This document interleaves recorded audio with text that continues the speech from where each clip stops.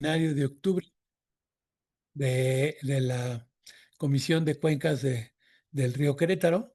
Y en este caso tengo el placer y el gusto de invitar o de haber invitado y que él también hubiera aceptado del doctor Luis Manuel Martínez Rivera. Eh, Luis Manuel, aparte de ser colegas, somos amigos de hace un buen rato, trabajando en varios proyectos de manera conjunta. Y Luis Manuel es profesor investigador titular C del Departamento de Ecología y Manejo de Recursos Naturales del Centro Universitario de la Costa Sur, Universidad de Guadalajara. Luis Manuel tiene una formación académica sui generis muy interdisciplinaria, ¿no? Él es ingeniero agrónomo, egresado de la Escuela Superior de Agricultura Hermanos Escobar de la Universidad Autónoma de Chihuahua en Ciudad Juárez. Después estudió una maestría en ciencias en suelos en la Universidad Autónoma Agraria Antonio Narro de Saltillo, Coahuila, y luego estudió el doctorado en ciencias de cuencas o manejo de cuencas en la Universidad Estatal de Utah, en Estados Unidos, ¿no? De hecho, yo considero que él es el único, o sea, habemos muchos doctores que trabajamos en cuencas, pero él es el único que realmente es doctorado en cuenca. Y hay muy pocos, en realidad, en Latinoamérica, ¿no? Que se hayan doctorado en un posgrado de cuencas. Como parte de su experiencia profesional es especialista en manejo integral de cuencas y cuenta con más de 90 publicaciones en revistas nacionales e internacionales, capítulos de libros y libros. Ha realizado proyectos de investigación internacional en países como Canadá, Estados Unidos, España, Italia, Suiza, Bolivia y Ecuador en conservación y manejo de recursos naturales con énfasis en ríos. Es miembro del Sistema Nacional de Investigadores nivel 1 y entre sus cargos académicos y administrativos en la UDG, ha sido jefe de Laboratorio de Manejo de Recursos Naturales, coordinador del programa de maestría de manejo en recursos naturales, jefe del Departamento de Ecología y Manejo de Recursos Naturales, y es docente en la maestría de manejo de recursos naturales y doctorado en biosistemática, ecología y manejo de recursos naturales y agrícolas de la Universidad de Guadalajara. Actualmente es el coordinador del proyecto de manejo y conservación de los recursos naturales de la cuenca del río Ayuquila y también es coordinador general de la red de monitoreo de reservas de agua de México. Es una red académica de la NUYES, ¿sí? Así que, pues, bienvenido Luis Manuel y esperamos que nos ilumines en relación a eh, digamos, consideraciones de calidad del agua en ambientes naturales. Muchas gracias. Gracias, Raúl. Gracias a la Comisión de la Cuenca del Río Querétaro por la invitación. Pues es un placer estar con ustedes y poder platicar, que podamos platicar y conversar sobre la situación de la calidad del agua en ecosistemas acuáticos. Voy a empezar a compartir.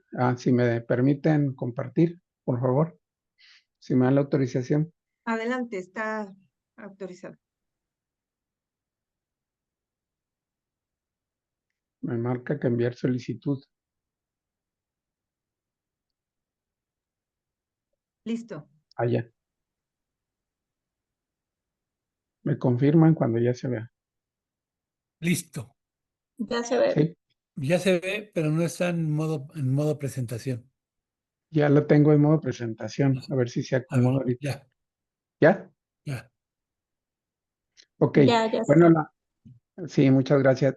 Bueno, el tema que les voy a hablar ahora es hablar sobre la calidad del agua en los sistemas acuáticos, ver cuáles son los principales factores, cuáles son los factores más comunes de perturbación y bueno, y qué acciones podemos hacer en términos generales, ¿sí? Entonces, bueno, para empezar tenemos que entender los tipos de ecosistemas acuáticos. Tenemos los cuerpos de agua que pueden ser ríos o pueden ser lagos y lagunas. Nuevamente a los ríos se le conoce como ecosistemas lóticos, que tienen características que pues, son dinámicos, su flujo es continuo, tienen autooxigenación siempre y cuando obviamente no hay descargas de aguas residuales, pero en condiciones naturales tienen alta oxigenación por la turbulencia que genera su misma dinámica de movimiento. Y bueno, son importantes corredores biológicos de diversidad, por ahí se mueven muchas aves, ahí llegan la fauna silvestre a tomar agua, y entonces este es un hábitat con alimento para muchas especies de flora y fauna, ¿sí? Y bueno, los lagos se consideran cuerpos ecosistemas lénticos, son profundos, estables, ¿sí? Y eso hace que tengan una estratificación en su profundidad. A medida que se va profundizando, pues son más fríos, ¿sí? Obviamente esto en ambientes más templados se ve más marcado. En los nuestros también, pero no tan marcado, pero sí en ecosistemas tropicales también es un poco más caliente lo que está expuesto a la superficie y va bajando la temperatura conforme se va yendo a profundidad. Claro, depende de la profundidad también del cuerpo de agua. Sí, tiene un balance más estable en términos de climáticos, no cambia tanto por el volumen de agua, no cambia tanto como en los ríos, que puede cambiar la temperatura de un río durante el día y la noche. Los cuerpos de agua es más estable esos cambios, la dinámica es más estable porque resiste también la evapotranspiración ayuda a que se mantenga un espacio climático también alrededor de los cuerpos de agua, ¿sí? Y bueno, son una reserva importante de agua estos lagos y lagunas y como les decía, un valor climático. Y bueno, ambos cuerpos de agua en condiciones naturales son un valor muy importante en términos de biodiversidad, de generación de servicios ambientales y de aspectos recreativos, ¿sí?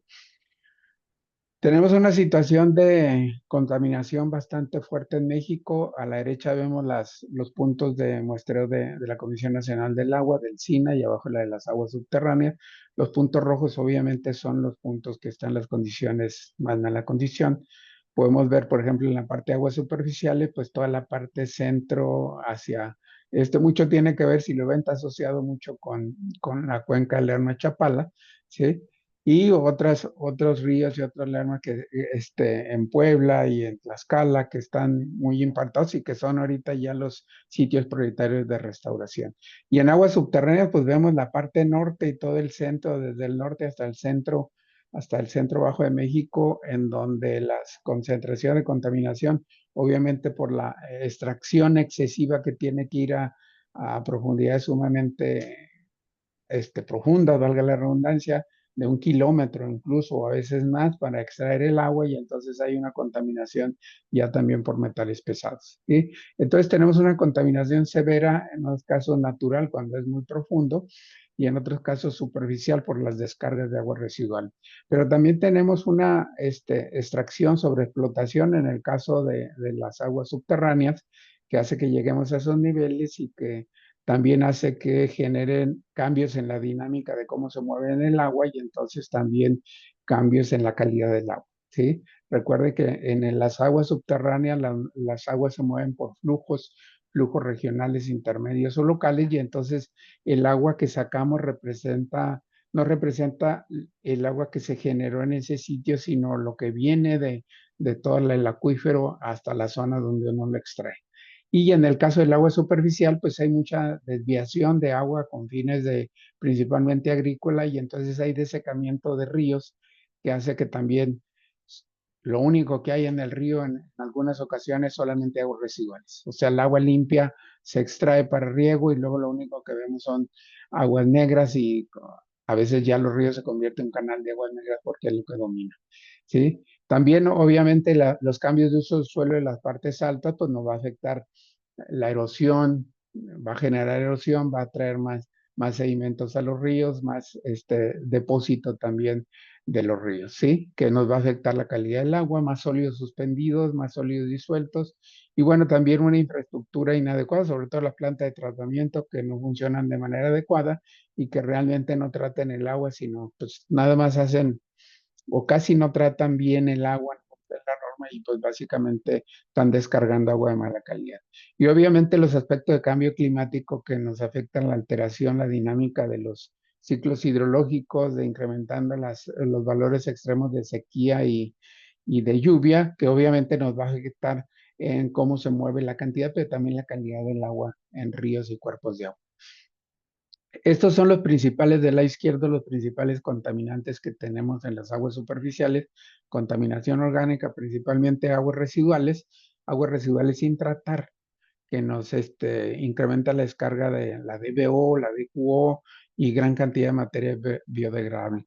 También en algunos casos, sobre todo en donde hay ingenios cañeros, y de hecho, de acuerdo con Conagua, con datos no muy recientes, pero datos antiguos marcaban que 40% de la contaminación orgánica de los ríos proviene de las descargas directas sin tratar de los ingenios azucareros. Entonces, por la carga orgánica tan alta que descargan en estas aguas residuales.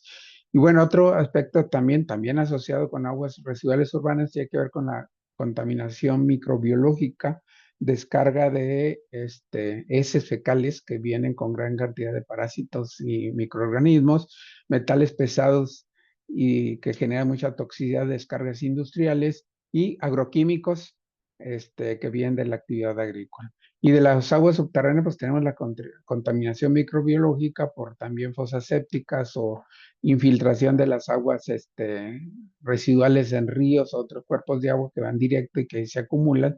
Intrusión salina en el caso de las zonas costeras, en donde pues también la extracción excesiva hace que se pierda el balance entre el agua dulce que está en las zonas costeras y el agua salada que se encuentra más abajo, y entonces la alteración y la extracción excesiva hace que haya una mezcla del agua dulce o se desplace el agua dulce y entre el agua salina a los acuíferos.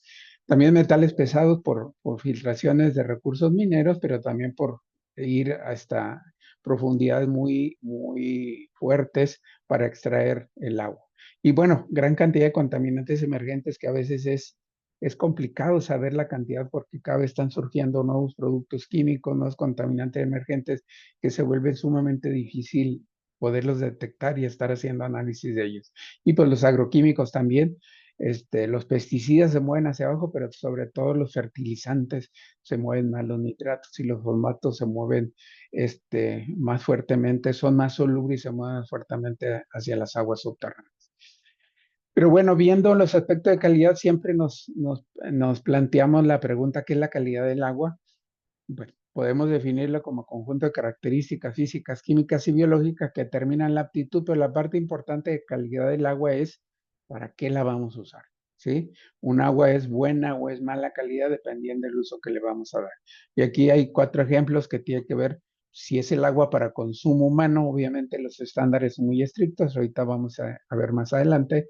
Si es para el hábitat de especies, peces, fauna silvestre asociada con los ríos y cuerpos de agua, tiene ciertas características dependiendo de la especie. Para actividades recreativas, pues tiene otros requerimientos, y para la agricultura también. Requerimientos que tienen los cultivos y que no generen toxicidad del cuerpo de agua. Entonces, la calidad del agua depende para qué se use. Un agua no puede ser adecuada para consumo humano, pero puede ser excelente para la agricultura o puede ser buena para las especies, pero a lo mejor no puede ser buena para actividades recreativas si trae bacterias coliformes fecales. Entonces, la calidad del agua depende para qué la vamos a usar. Entonces, nunca podemos decir que un agua es buena o mala si no definimos para qué se va a usar el agua, ¿sí? Pero siempre tenemos en mente como que para consumo humano, y entonces si vemos un agua que trae mucha carga orgánica, decimos pues que es agua de mala calidad. Pero si es agua con mucha carga orgánica, se utiliza en la agricultura, pues puede convertir en un agua con muchos nutrientes que va a ayudar a la planta que crezca de manera adecuada. Entonces, para uno es muy mala calidad y para otro puede ser un fertilizante orgánico, ¿sí? Cuando trae mucha carga orgánica y cenizas, por ejemplo, los desechos de un ingenio azucarero, ¿sí?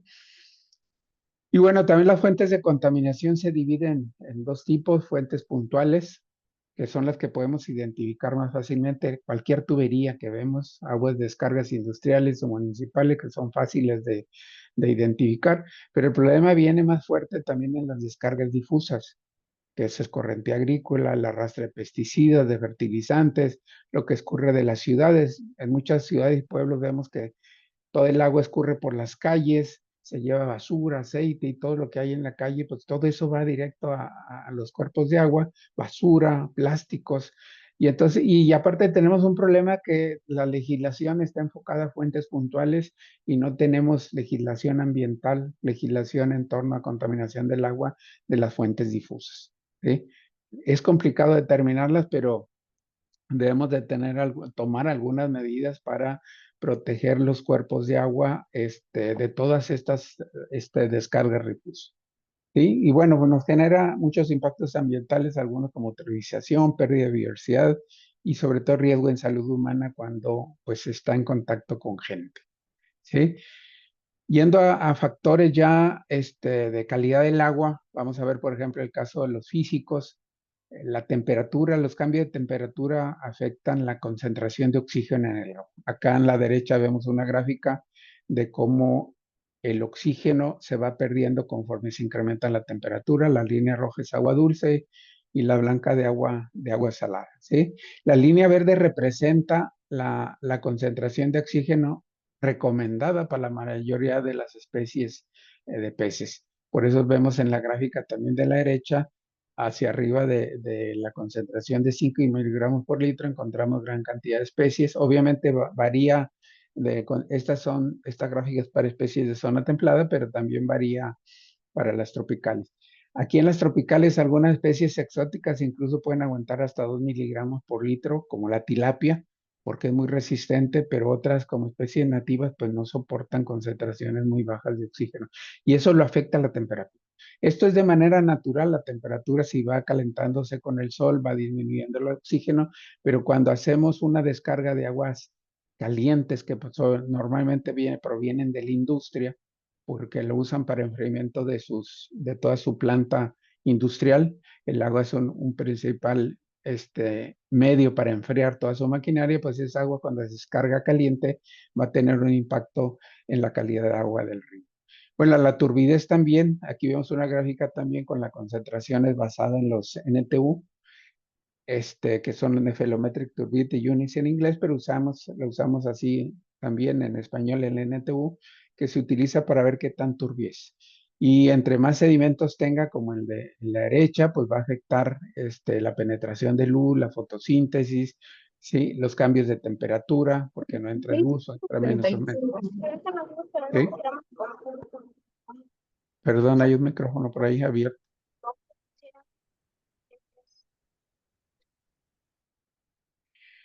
Bueno, y la conductividad de sólidos suspendidos, la conductividad eléctrica, tiene que ver con la cantidad de sales que tiene el agua. Normalmente se mide como conductividad eléctrica porque es la capacidad de pasar energía eléctrica dentro del agua y esa solamente se hace si tiene sales. Un agua libre de sales no conduce a la electricidad. Entonces, a medida que tiene más electricidad, que se mide más electricidad de un conductividad, quiere decir que tiene más sales disueltas. Y bueno, las sales disueltas nos van a definir el rango de es agua dulce o agua salada partiendo de la concentración de sales que tenga. Y otros indicadores que también se toman en cuenta para la calidad física es el color, el olor, ¿sí? Y sobre todo el color ya es un indicador que se incluyó en la modificación de la norma 001 de 2021, pero hablamos adelante un poco de eso, de la parte normativa. Otros aspectos también muy relevantes tienen que ver con el pH. El pH, pues todos sabemos qué es y lo identificamos acidez o alcalinidad, pero si podemos ver al lado derecho, es una gráfica, también es para especies templadas porque no tenemos mucho para aquí, para las zonas tropicales, pero de todos modos nos sirve como una buena referencia de, por ejemplo, donde dice Mayfly, Caddisfly y Stonefly son invertebrados, macroinvertebrados acuáticos y vemos que se mueven entre 5.5 y 7.5, ligeramente ácidos. ¿Cómo se llama? Crayfish, que son como, se me va el nombre, crayfish son cangrejos, como cangrejos, 5.7.5. 7.5. Los peces de 5 a 9.5, si ven los peces incluso pueden resistir pHs altos. Tenemos un caso aquí en Jalisco, en Cajitilán, podemos encontrar, la laguna tiene pHs entre 9 y 10 y encontramos la tilapia y una especie nativa. Entonces sí, algunas especies pueden resistir, depende de las especies. Pero si podemos, lo que podemos ver en la mayoría de las especies, bueno, las ranas pueden aguantar hasta pH 4. Vemos que el límite más o menos anda en 4 o 5 de pH, abajo ya no sobrevive, ¿sí? Entonces es importante el pH, sobre todo el pH ácido, es letal para las especies de peces. Aguantan más pHs altos, les digo incluso hasta 9, 10, en Cajititlán la tilapia aguanta muchísimo, ¿sí? Entonces, eso tiene que ver con los cambios de pH en el organismo acuático. Y la parte de abajo tiene que ver con el oxígeno disuelto. Obviamente los valores más óptimos son arriba de 5 miligramos por litro. Y aquí podemos ver esta gráfica a la derecha que se llama la curva del oxígeno, y podemos ver cuando empieza en lo que dice clean zone, la zona limpia, tenemos una buena concentración de oxígeno y podemos ver que tenemos desde vertebrados, tenemos peces que viven en la zona béntica o en la zona, en la parte baja o en la parte alta donde hay más turbulencia, que necesitan más o menos oxígeno. Y una vez que empieza a haber, por ejemplo, una descarga puntual de materia orgánica, que es la zona de descomposición, se empieza a mezclar el agua sucia con el agua limpia, y poco a poco se va consumiendo el oxígeno del agua, y pudiendo llegar a 2 partes por millón, incluso 0. Tenemos otra experiencia acá en la de Yuquila, que llegaba zonas que dejaba totalmente en 0 oxígeno. Y después, posteriormente, obviamente va disminuyendo las especies que se van adaptando a esas condiciones de oxígeno, hasta que prácticamente no puede haber nada. Y después empieza un proceso otra vez de oxigenación, sobre todo en el río. Obviamente en una laguna es diferente, porque ahí el agua se queda estancada, sobre todo si es una laguna cerrada como Jajititlán. El movimiento de recambio de agua es más lento. Pero en el caso de los ríos, pues como tiene turbulencia, se va oxigenando, se va descomponiendo la materia orgánica, y hay una zona de recuperación, y luego otra vez vuelve a estar las condiciones de oxígeno en buenas condiciones. Esto depende, la distancia depende de qué tanta agua hay el río, qué velocidad es, el volumen del agua que entra para esta mezcla, ¿sí? Entonces la curva puede hacerse corta dependiendo la cantidad de agua que entra, o puede hacerse muy larga si el volumen es muy alto y la carga orgánica es muy alta. Pero finalmente se recupera en un río. En un lago cerrado, la materia orgánica se acumula, sobre todo, por ejemplo, en Cajititlán, Jalisco, es una cuenca cerrada donde el lago es la parte más baja. Entonces, toda la materia orgánica y toda la descarga que llega ahí, de aguas residuales, incluso algunas tratadas, pero con muchos nutrientes, se acumulan en el lago, y entonces ahí no sale de ahí. Ahí se descompone, pero ahí se quedan todos los nutrientes, ¿sí? Y el oxígeno se va hacia abajo y se mantiene hacia abajo. Bueno, de esos parámetros físico-químicos, de los más importantes que normalmente se determinan es la demanda bioquímica de oxígeno y la demanda química de oxígeno, que nos determinan qué tanta carga orgánica, contaminación orgánica y sobre todo su impacto en el oxígeno, ¿sí? Ahora, con la nueva modificación, pues la DBO se quitó y ya solamente se va a utilizar la demanda química de oxígeno. Pero también otros contaminantes entre los parámetros químicos son los metales pesados, pesticidas, hidrocarburos, fármacos, microplásticos y fertilizantes. O sea, gran cantidad de microorganismos que, les decía, a veces es difícil hacer un análisis y poder detectar toda la cantidad de contaminantes que ya lleva el agua, y que es difícil detectar, y cómo pueden estar impactando a la biodiversidad. Y los aspectos importantes asociados también con la carga orgánica y las aguas residuales tiene que ver con la gran cantidad de nutrientes, sobre todo nitrógeno y fósforo, que pueden causar problemas de eutrofización, y esto causado principalmente vienen de la parte agrícola, aunque obviamente todas las aguas residuales urbanas al final de su descomposición dejan nitrógeno y fósforo libre, que va a entrar a los cuerpos de agua. Y bueno, este proceso de eutroficación tiene que ver, la eutroficación quiere decir un enriquecimiento de nutrientes en los cuerpos de agua. En los ríos se puede dar, pero es más difícil, sobre todo cuando hay espacio donde el agua se puede estancar, que la velocidad del río se vaya lento, pero en términos generales es más difícil porque el agua está en movimiento, se está moviendo. Entonces si entra una carga orgánica al río, esta se desplaza con el río y se va degradando, aunque esté entrando de manera permanente, pero en el caso del cuerpo de agua, pues se va acumulando, y entonces ahí empieza este enriquecimiento excesivo de nutrientes. Y tenemos este proceso que es Pues ya que entra el enriquecimiento de nutrientes, hay un crecimiento de algas, es porque responde a la exposición de nutrientes. Con el tiempo esto va a agotar el oxígeno y se van a morir los peces, organismos vivos que vivan ahí, y pues se va a perder la biodiversidad. Ven las dos fotos que tenemos a la derecha, es la laguna de Cajititlán en Jalisco. Lo que les decía es una cuenca cerrada, que ahí se está descargando todo y ahí se queda. Ahí se queda. Entonces vemos cómo el crecimiento de algas aquí se ve sumamente dramático, ¿sí? Y cómo hay casos de mortandad masiva de peces. Esta foto es de 2014, que hubo un evento sacaron casi 200 toneladas de peces que se murieron en ese evento de septiembre de 2014, ¿sí? Y lo que pasa es que se va agotando el oxígeno y de repente cuando llega la lluvia mueve toda esa carga orgánica que está entrando, la mueve y desplaza toda la zona sin oxígeno, la mueve hacia toda la laguna y entonces empiezan a morir los peces. Es un cambio por el volumen de agua que entra cuando empieza la temporada de lluvias, mueve toda la carga orgánica que se estuvo acumulando en las orillas, la mueve hacia la laguna y entonces, aunque ya está estratificado y tiene poca concentración de oxígeno durante todo el año, cuando llega la lluvia, mueve toda esa carga orgánica hacia la laguna y entonces se abate el oxígeno en términos de horas y los peces se mueren, ¿sí? Pero aparte tiene una característica, que hay que considerar, por ejemplo, ya cuando está con estas algas verdes, las algas verdes generan fotosíntesis y generan oxígeno. Entonces, de repente, si uno va a medir el oxígeno en estas cuencas con muchas algas, si va uno a las 12 o a mediodía, las algas están produciendo gran cantidad de oxígeno. Entonces podemos tener concentraciones de oxígeno en la superficie de hasta 150%, 200%. Pero luego cuando uno va yendo a profundidad, entonces tenemos estratificado que tenemos cero oxígeno en la parte baja y hasta 100 o 200% en la parte alta donde están las zonas de las algas.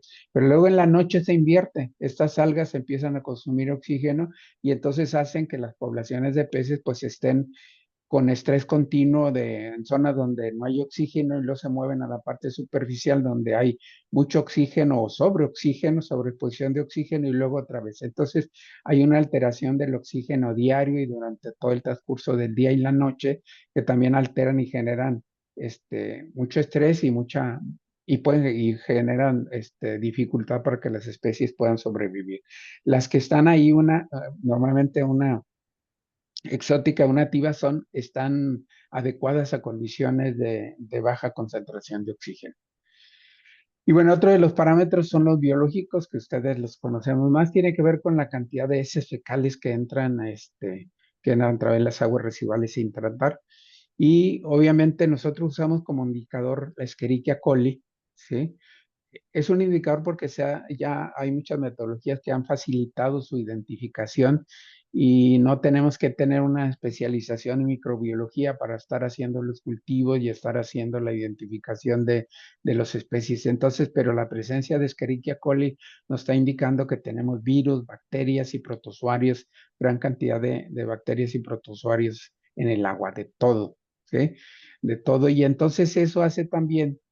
Hemos hecho estudios acá en la zona de la Yuquila, en donde todas las bacterias, virus y protozoarios que están en el agua están en el pez, están en los peces, ¿sí? Se ha hecho en ambos y están totalmente todas las bacterias dentro del pez. Entonces, y esos peces en el río se consumen y si no se manejan de manera adecuada su higiene, su cocción, pues obviamente van a generar problemas de salud pública también, ¿sí? Esta imagen que vemos aquí en donde están las burbujas en color azul y rojo es unas placas que se le llaman Petrifilm de 3M, que es unas placas que ya vienen listas solamente para aplicar 1 mililitro de agua que va a analizar uno y se incuba por 24 horas y ya en 24 horas ya tenemos en color azul las que son las E. coli y en color rojo las otras coliformes, y la suma de los dos nos dan las coliformes totales. Si bien, entonces por eso se ha utilizado más la Escherichia coli por su facilidad para identificarse. Aquí solamente se cuentan las bacterias que hacen burbuja y que generan el color, en este caso azulito, y se cuentan las bacterias, y esto por 1 mililitro y se multiplica por 100 para que nos dé la concentración de 100 mililitros, ¿sí? Obviamente cuando es un agua residual, pues se satura esta placa y es identificable. Entonces, para esos casos hay que hacer diluciones previas antes de utilizar este tipo de placas. Y bueno, en técnicas de muestreo, pues se ha generado ya mucho equipo de campo, que es muy útil porque es lo mejor tomar la mayor cantidad de mediciones posibles con multiparamétricos. Ya podemos medirle ahí oxígeno, el oxígeno disuelto, pH, conductividad, salinidad. Le podemos medir gran cantidad de cosas en el río con un multiparamétrico. Le podemos medir turbiedad también con turbidímetros portátil, incluso hasta el color, que ahora ya lo incluyó en la norma, ¿sí? El color verdadero y el color real se pueden medir. Bueno, el color verdadero en campo, ¿sí? Y ya lo demás, llevárselo al laboratorio para hacer las técnicas confiables, sobre todo las bacterias y la determinación de nutrientes. Pero tenemos ya también sensores que se pueden dejar en el río y estar monitoreando para ver los cambios día y noche o ver los cambios estacionales, porque pues ir a campo es costoso estar yendo, pero bueno, el problema de los biosensores es que tenemos que tener la seguridad del lugar donde dejamos el equipo, que no se lo lleven, ¿no? Y bueno, también hay técnicas de detección, sobre todo está más enfocado para cuerpos de agua grandes por la cantidad, para poder utilizar imágenes de satélite y poder ver los impactos, sobre todo en turbidez y en eutroficación. Se ha utilizado más para eutroficación. En ríos es más complicado, sobre todo tendría que ser ríos muy anchos para poderlos, pero es menos factible, aparte también porque está en constante movimiento. Y pues drones también que nos pueden determinar también ya turbiedad ahora con eso, ¿sí? Y bueno, lo importante de este monitoreo es que tengamos una detección continua. Para tener una detección, estar viendo cómo se comporta un río y poder saber cuando hay una alteración, un cambio, ¿sí? Y estar evaluando cuando hacen ya técnicas o eficiencias, medidas correctivas, estar viendo la respuesta. Y obviamente con esa información tener la toma de decisiones. Pero una parte importante tiene que ver los programas de monitoreo de ciencia ciudadana a través de las comunidades, porque nunca vamos a tener presupuesto suficiente, ni el gobierno para estar monitoreando los ríos, ni los investigadores para estarlo monitoreando una investigación científica. Entonces tenemos que apoyarnos mucho de fortalecer el monitoreo comunitario para estar generando más información local y con un periodo más corto de lo que no podemos hacer. Y obviamente generar plataformas donde podamos estar manejando y capturando en línea la información y que pueda ser utilizada para toma de decisiones regionales. También hay ya bioindicadores, se han desarrollado a lo largo de muchos años bioindicadores. Hay algunos ejemplos con aves, con peces, con macroinvertebrados, anfibios, pero los que más se utilizan son con macroinvertebrados y con peces. Las algas también, pero necesitan usar más especialización para identificar el tipo de algas y es más fácil con macroinvertebrados y peces, por eso son los que más se aplican, ¿sí? Y se han desarrollado incluso índices para México, para macroinvertebrados y también para peces que lo pueden utilizar fácilmente.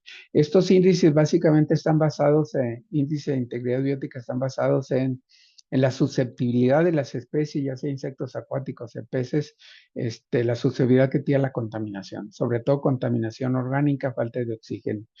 Y tienen espectros de monitoreo de las condiciones diferentes, porque pues, los especies tienen la capacidad de moverse, si viene una contaminación, irse desplazando y moverse y después regresar, y los macroinvertebrados tienen un rango de movilidad muy lenta, ¿sí? Muy rango de movilidad más lenta, no se pueden desplazar más que metros. Entonces, los macroinvertebrados no pueden detectar más rápido un evento de contaminación que hubo de un día o dos, porque sí, claro, si tenemos si conocemos las poblaciones, es un monitoreo continuo. Y los peces, pues nos dan más rango, pero también cuando hay un evento que causa o mortandad de macros o de peces, los macroinvertebrados se recuperan más rápido de las poblaciones que los peces. En la experiencia que hemos tenido aquí en el río Yuquila, un evento muy dramático que hubo en 1998, una descarga del ingenio Mechoro Campo de Melaza. Los macroinvertebrados se recuperaron en 3 meses y a los peces le tomó cerca de 2 años volver a tener las poblaciones de peces que tenían. Y esto fue porque se tuvo que repoblar de la parte alta y de la parte baja para que llegara otra vez las poblaciones de peces a la zona que fue dañada por esa contaminación severa. Pero entonces siempre hay que usarlos, es una alternativa importante, incluso ya hay con las técnicas que hacen los índices para macroinvertebrados, pues es algo que incluso no necesita indicadores químicos, pero bueno, siempre es importante poder tener ambos, los químicos más y los biológicos para complementar, nos da diferente información. Los indicadores químicos, el monitoreo químico nos da al momento preciso que vamos, pero no nos dice qué pasó un día antes o 2 días antes o varios días antes, ¿sí?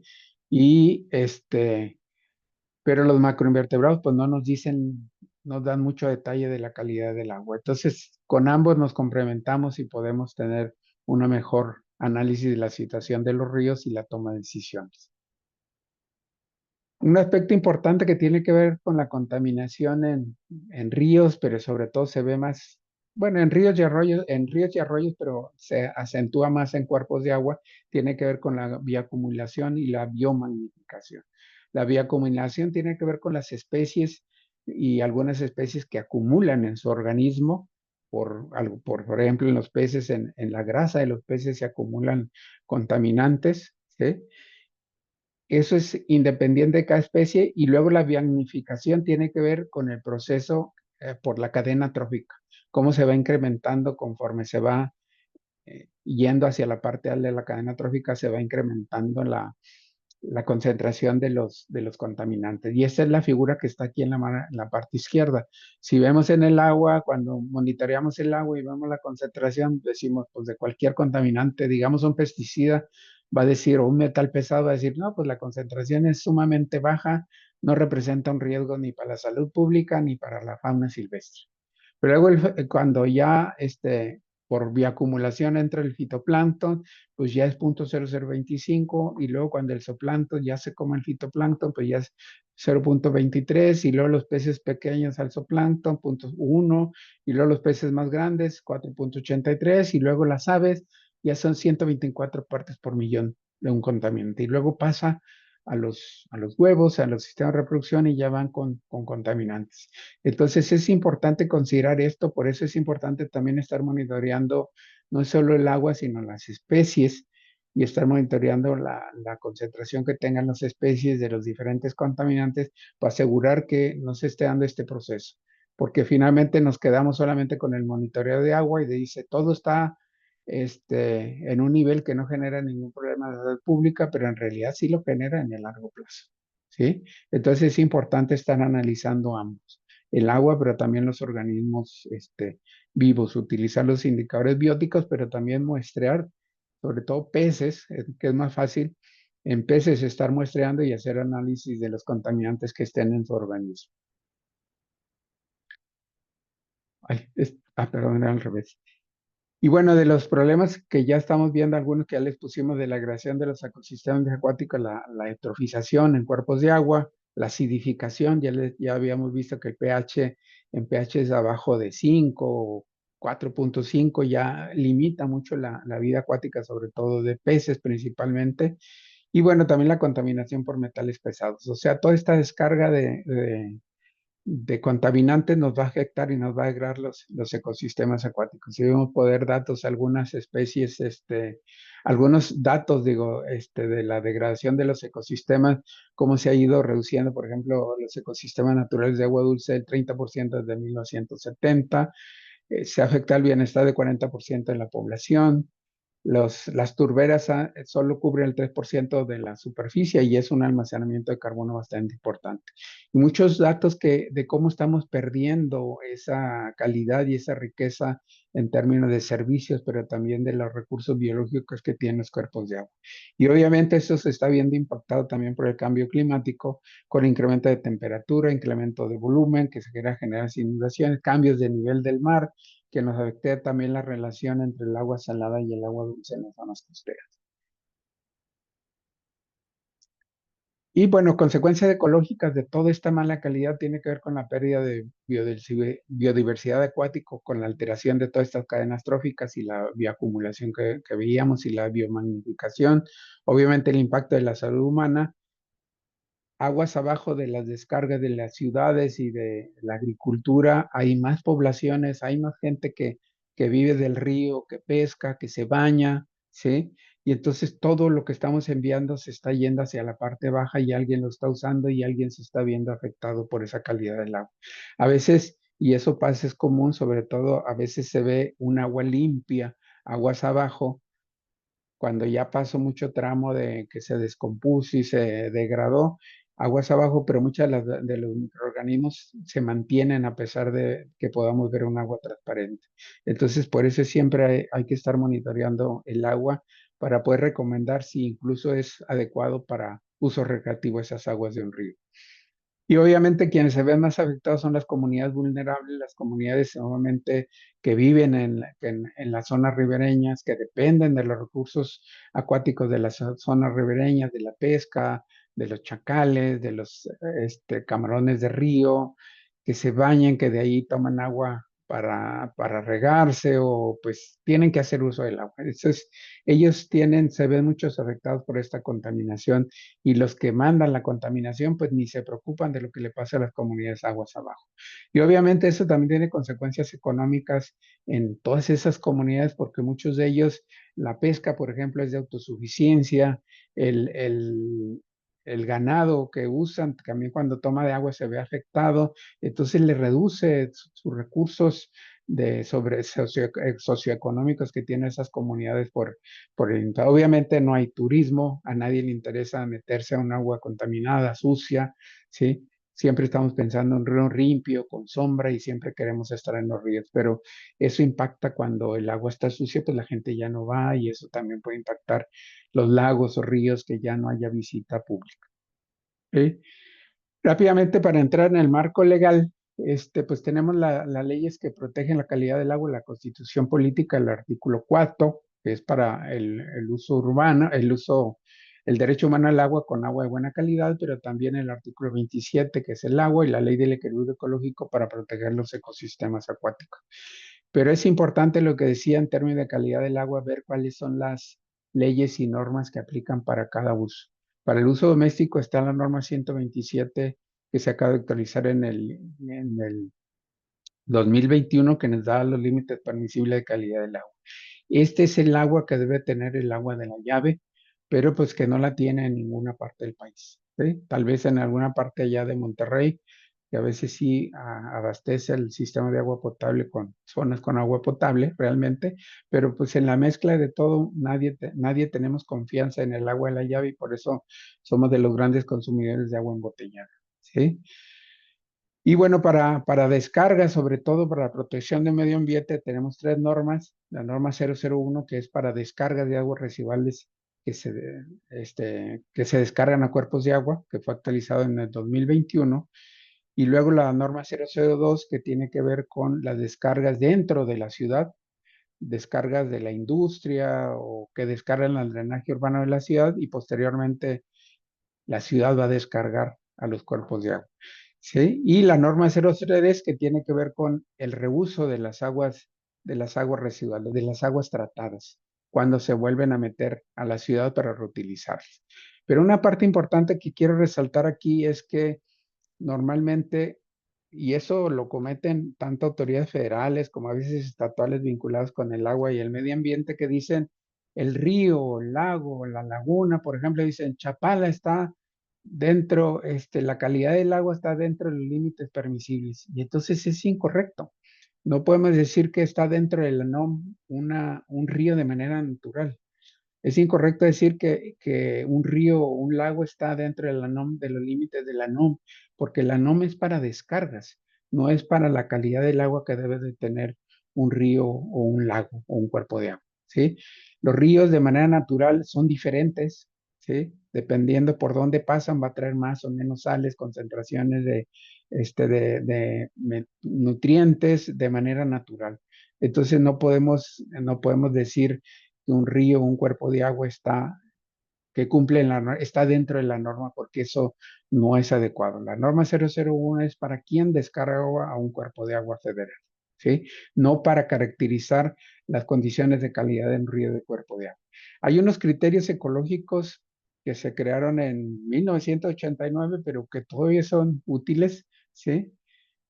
Se llaman criterios ecológicos que no tienen que ver con la norma y que nos dan ciertas, perdón, ese es de la norma. No, ay, no puse los criterios ecológicos, pero bueno, esos criterios vienen más adelante, ¿sí? Ahorita se los pongo.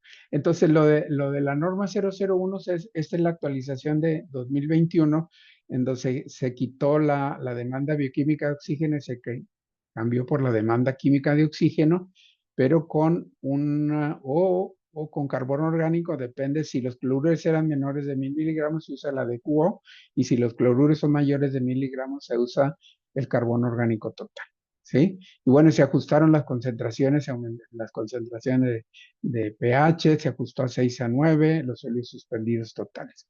Esto más o menos, y sobre todo se caracterizó los diferentes cuerpos de agua, cómo se utilizaron, ¿sí?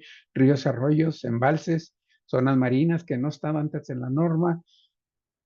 No había para infiltración, suelos de riego para uso en zonas urbanas, para zona agrícola, y se metió la parte de suelos cársticos, que es toda la parte que tenemos de la península de Yucatán, pero hay muchas otras zonas cársticas en el país en donde no hay río superficial y entonces prácticamente todo el agua se infiltra limpia y sucia, se infiltra hacia los cuerpos de agua y entonces se incluyó esta parte de los suelos cársticos en la norma 001, que es una parte importante para estas zonas y estas zonas cársticas que son muy susceptibles a contaminación subterránea, sobre todo porque todo se infiltra por la permeabilidad que tienen estas rocas, que permite que los contaminantes se puedan fácilmente ir hacia las aguas subterráneas. Y en los parámetros biológicos, pues se quedó la Escherichia coli principalmente. Ya no se maneja coliformes fecales, ahora es Escherichia coli, aunque nuevamente se reportaba con Escherichia coli, pero de todos modos ahora quedó específico Escherichia coli.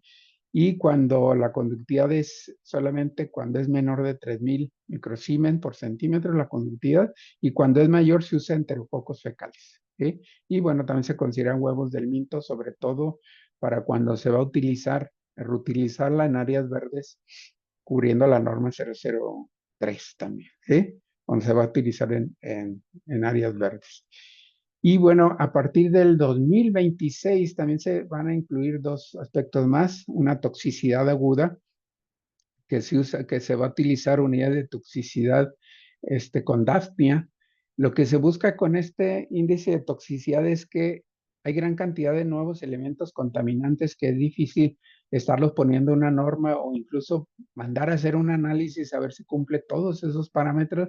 Entonces se incluyó de toxicidad aguda como una prueba de toxicidad para ver si se muere el 50% de la población de Daphnia.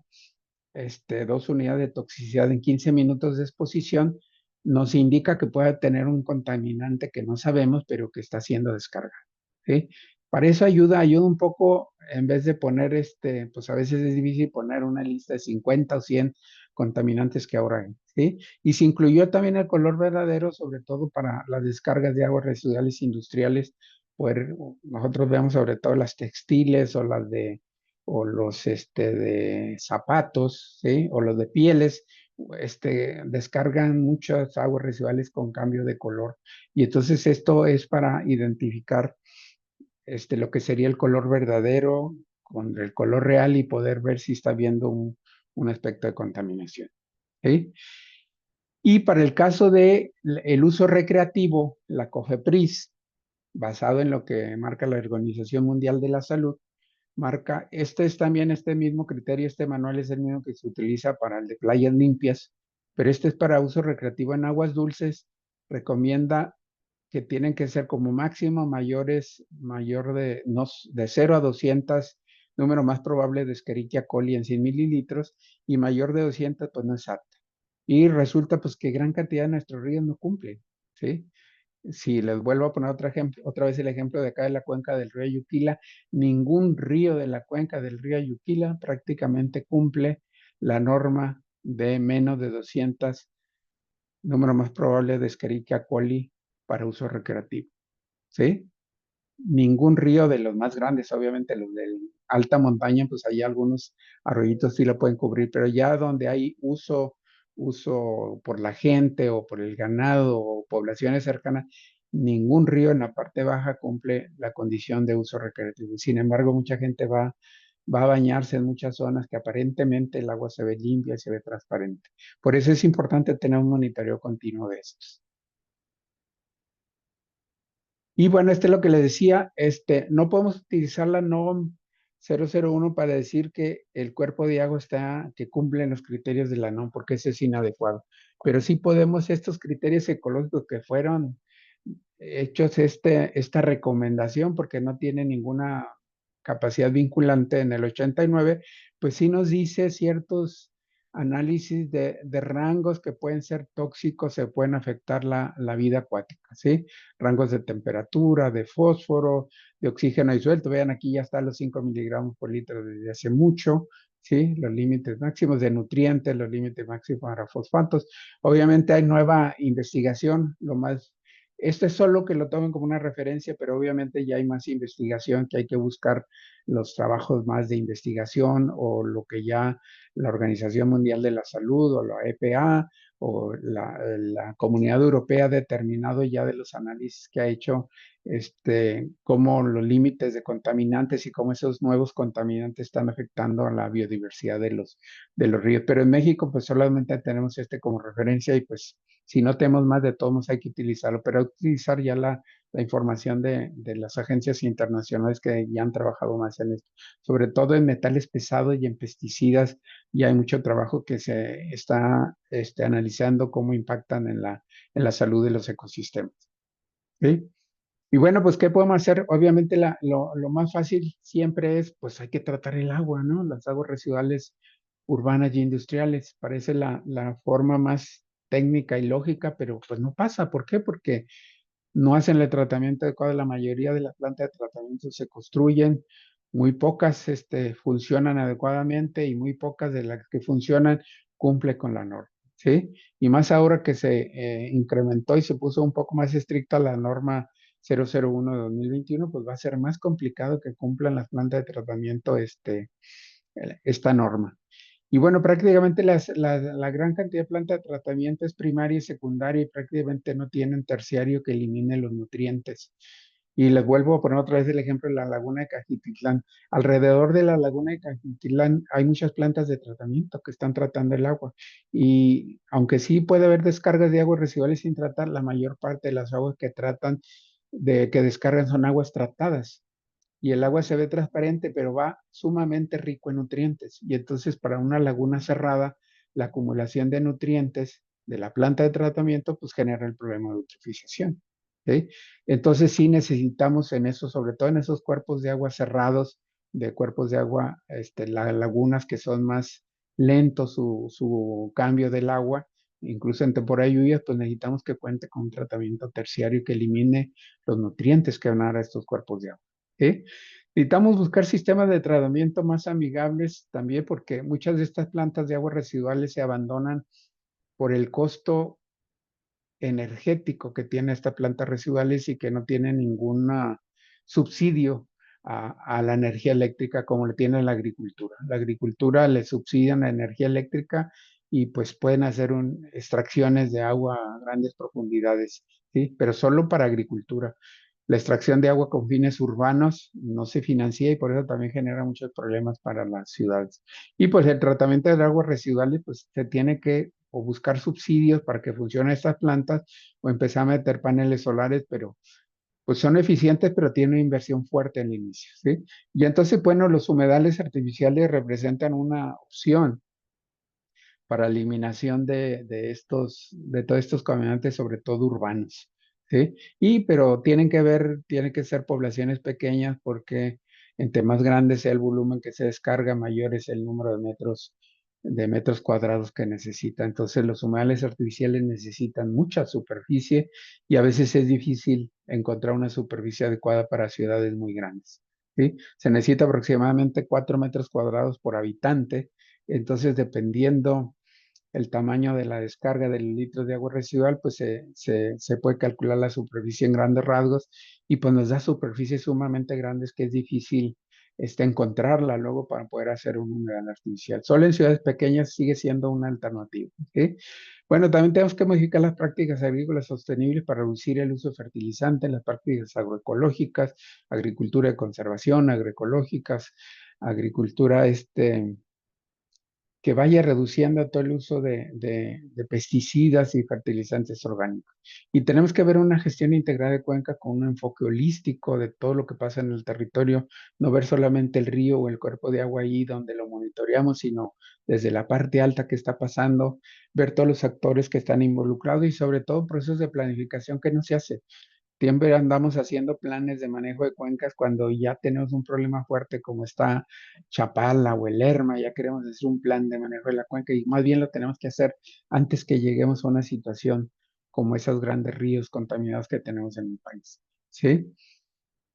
De manera individual también podemos hacer o colectiva podemos hacer nuestro esfuerzo individual.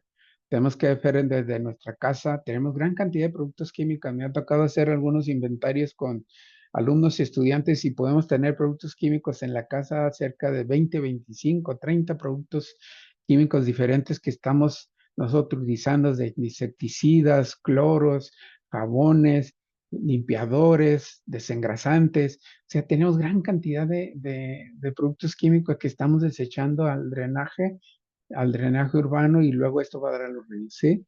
Fertilizantes que utilizamos también nosotros en los jardines, pesticidas, entonces tenemos que reducir el uso de ellos y buscar otras alternativas de control en nuestra casa, ¿sí? Reducir, pues participar en programas de apoyo en ríos, limpiar ríos. Lo adecuado no es andar limpiando ríos, lo adecuado es tener educación ambiental, pero bueno, de repente cuando no hay esa actividad y se empieza a ensuciar ríos, pues tampoco afecta que nos podamos organizar y podamos hacer programas de limpieza, ¿sí? Y obviamente tener un consumo responsable. Nosotros generamos mucho de esa basura, de esos residuos. Consumo responsable no solo en productos de comida y eso, sino también en el agua.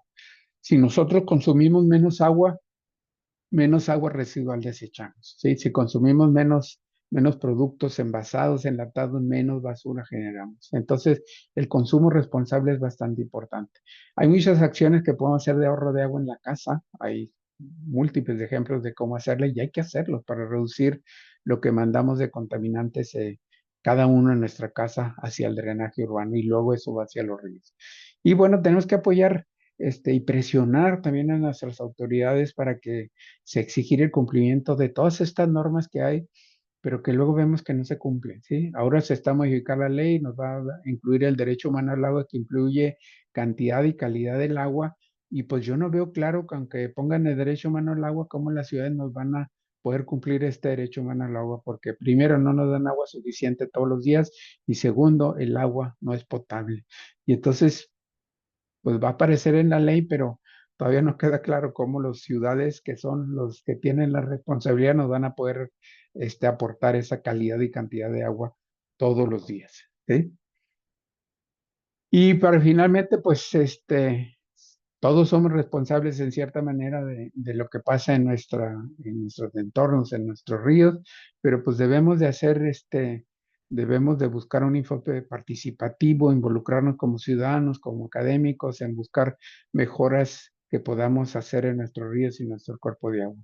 Buscamos tener un ecosistema saludable, ¿sí? Y para esto pues necesitamos movernos, no solo quejarnos y estarnos lamentando de la condición como están nuestros ríos o nuestros lagos. Y pues esto es todo lo que tengo por hoy. Si tienen alguna pregunta, pues estoy abierto a sus preguntas. Y aquí está mi correo por si también en algún momento necesitan contactarme.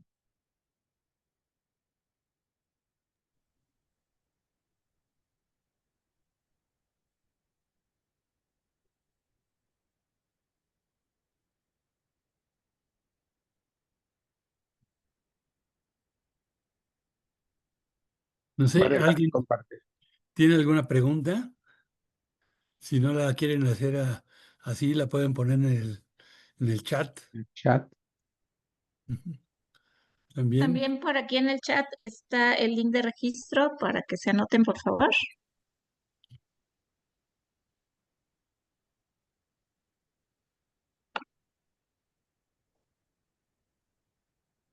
¿Alguna pregunta o duda? A mí algo que me llama la atención, Luis Manuel, es, o sea, ¿cómo podemos determinar cuáles eran las condiciones originales de nuestros ríos? Sí, en términos de calidad. Bueno, Sí, sí, en términos de todo lo que explicaste, porque explicaste calidad, pero en un sentido súper amplio, ¿no? sí. Sí, Entonces, en un sentido holístico, porque pues no es sí. solamente, a veces pensamos en la calidad solamente porque alguien está descargando en una zona contaminante. Pero sí, pues tenemos que irnos obviamente la calidad de un río, la calidad del ecosistema acuático depende de todo lo que está en la cuenca, ¿sí?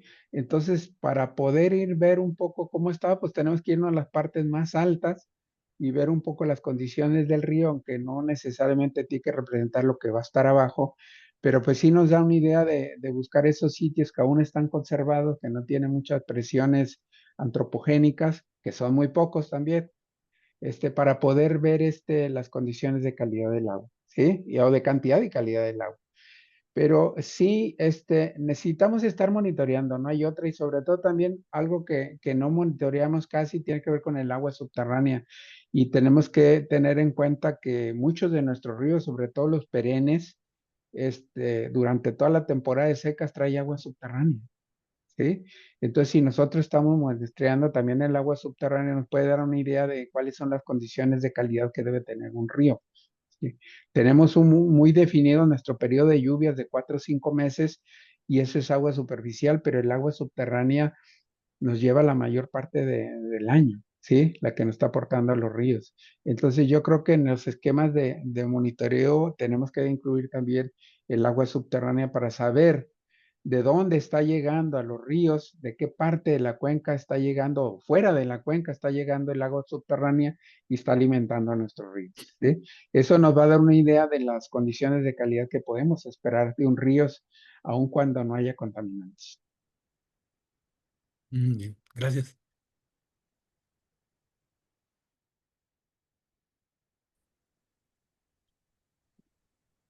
No sé si hay alguna otra pregunta de los participantes para Luis Manuel. Por ahí, Diviana Martínez, adelante. ¿Qué tal? Buenas tardes. Bueno, agradecer la plática, se me hizo muy interesante. Y mencionaba las fuentes de contaminación difusas, ¿no? Que no están incorporadas en la normativa.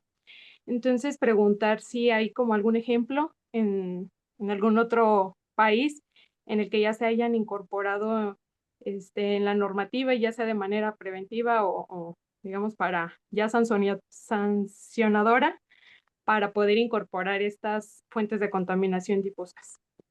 Que yo sepa, no. Que yo sepa, no sé. Lo que sí se han hecho es determinar ciertas prácticas que deban de cumplir, sobre todo en la parte del agrícola, las zonas agrícolas y ganaderas, por ejemplo, Estados Unidos y Canadá. Pues no hay una normativa para ver quién contamina más porque es difícil determinar la aportación de contaminantes.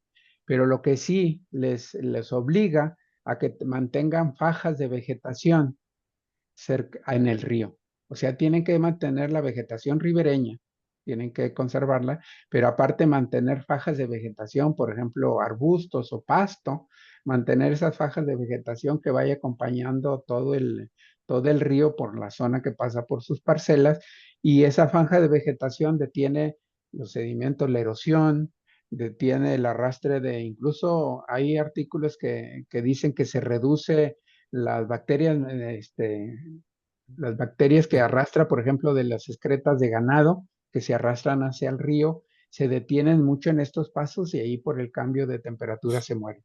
Y eso es importante porque acá hemos detectado, por ejemplo, acá en las zonas de la costa, que en ríos que no tienen mucha contaminación, se incrementa la concentración de bacterias coliformes más en temporada de lluvias que en secas, ¿sí?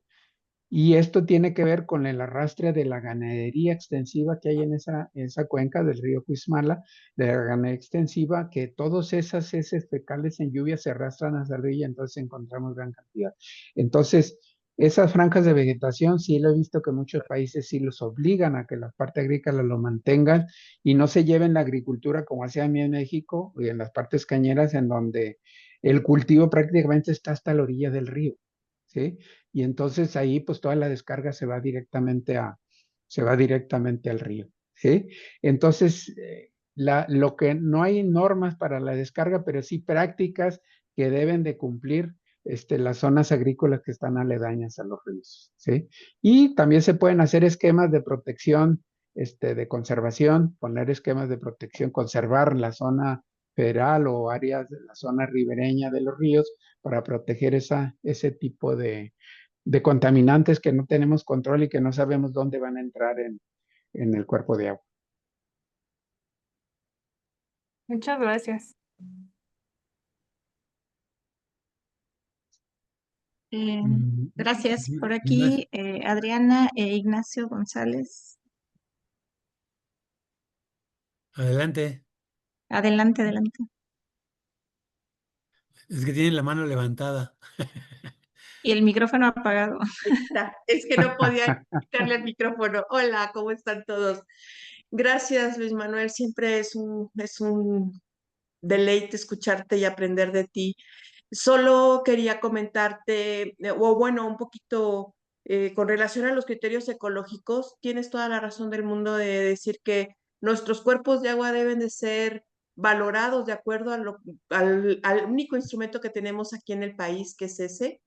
Y complementando con la pregunta de Raúl, ¿no? O sea, ¿cómo podemos saber cuál es la calidad original del agua que deben de cumplir los cuerpos receptores, ¿no? O los cuerpos nacionales.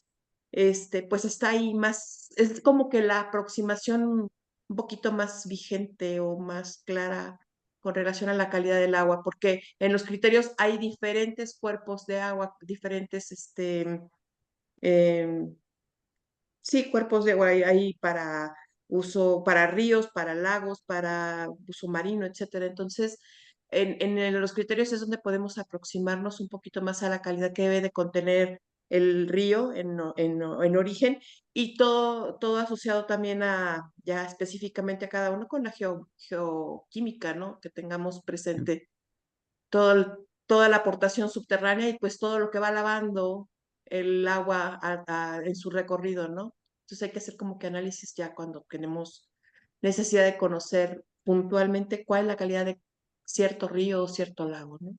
Es lo que pienso que puede aportarse. Sí, así Gracias. es. Y gracias, Adriana, así es.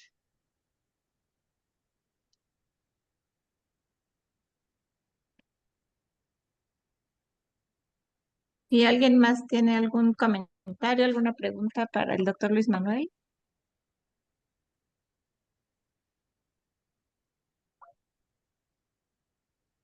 Aprovechando por ahí, Raúl, Carita y Luis Manuel también, buenas tardes. Enlazar un poco el comentario, sí, el momento y lo importante que es cuando sacaste estos criterios, que como pusiste ahí del 89, ¿no? Parecen ya antiguos, pero ahí están. Nos pueden dar mucha referencia. ¿Cuál sería tu opinión, Luis Manuel? Ahora estamos justo con este tema de las cuencas prioritarias, de los ríos por restaurar y cómo impulsar que la academia, los investigadores, reforzando más estos criterios, pudiéramos tener esa referencia para recuperar nuestros ríos en pues, programas de restauración, cambio. Sí, yo creo que sí, eso que dice Nacho es importante porque básicamente no tenemos referencia, por ejemplo, tampoco tenemos ninguna referencia para contaminación de suelos, ¿sí? Y los usamos muchísimo en la agricultura y todo, y cuando uno quiere ver, hace análisis de suelos y quiere ver contaminantes, pues resulta que no tenemos ninguna referencia y tenemos que buscar una referencia europea, ¿sí?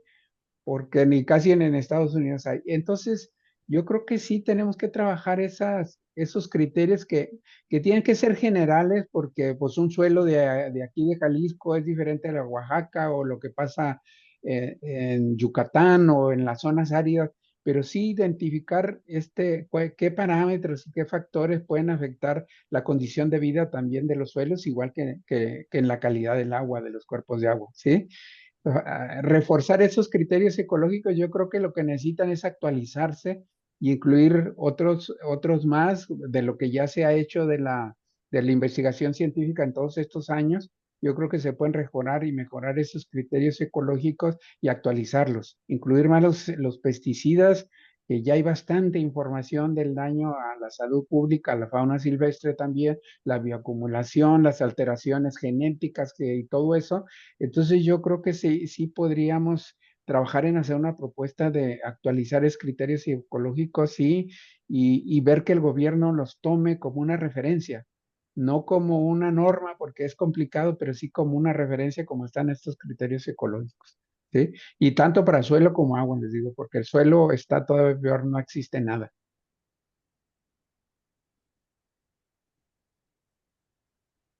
Gracias. Por aquí también hay una pregunta de Alejandro Salazar. Adelante, Alejandro. Buenas tardes, muchísimas gracias y gracias por la invitación. Doctor Manuel, una cuestión, ¿hay algún tipo de normativa? Bueno, ya te vimos de que pues, están todos estos parámetros que se ven en las normas oficiales mexicanas, pero a mí me saca de duda un poco sobre ahí si hay normativas que midan los microplásticos en el agua, tanto superficial como subterráneo, de pura casualidad. No, no tenemos todavía normativa tan específica. Por eso en la no pusieron lo de la toxicidad aguda, porque han salido gran cantidad de contaminantes emergentes y es difícil establecer una norma para esa gran cantidad de contaminantes, ¿sí? No hay así normas específicas, es más general. Por eso pues la NOMECOL es la más general para descarga de aguas residuales. Es básicamente la norma que existe. ¿Sí? Y con la última actualización del 21 y su modificación todavía que va a entrar en vigor hasta el 26 de lo de toxicidad. Pero esa toxicidad va a incluir esos contaminantes emergentes sin saber qué va a ser lo que cause la mortandad de la Dafnia, por ejemplo, pero saber que está llevando a algo en esa agua que está generando toxicidad.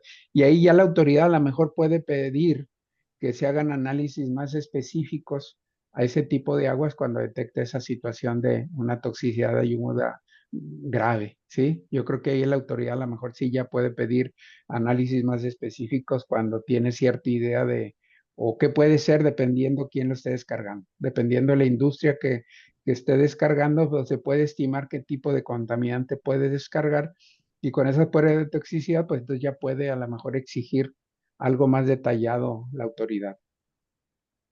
Muchísimas gracias, doctor.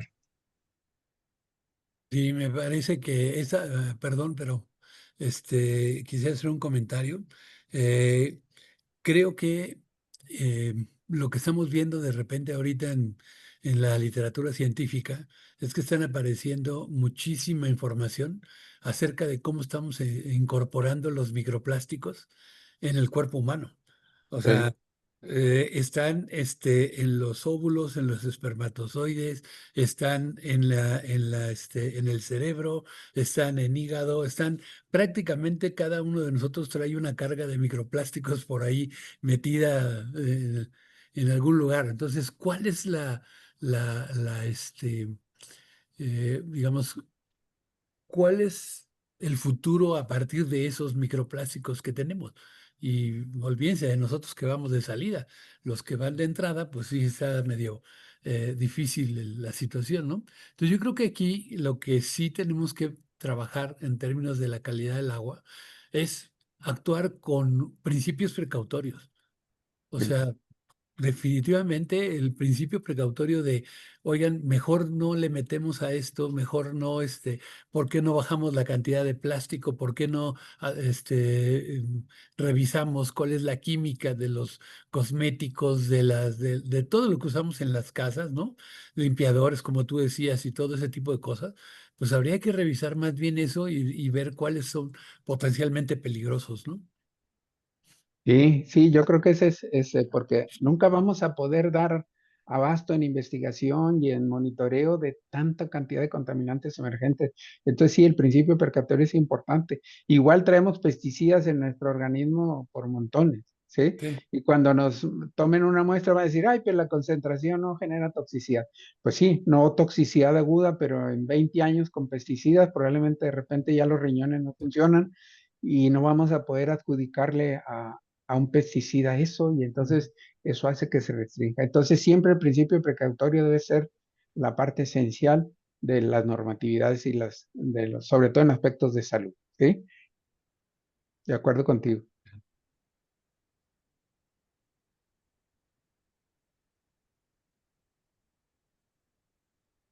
Muchas gracias, Luis Manuel. Raúl, no sé si acá entre los asistentes hay algún otro comentario, alguna pregunta, ya sea que abran su micrófono o la pueden hacer por el chat.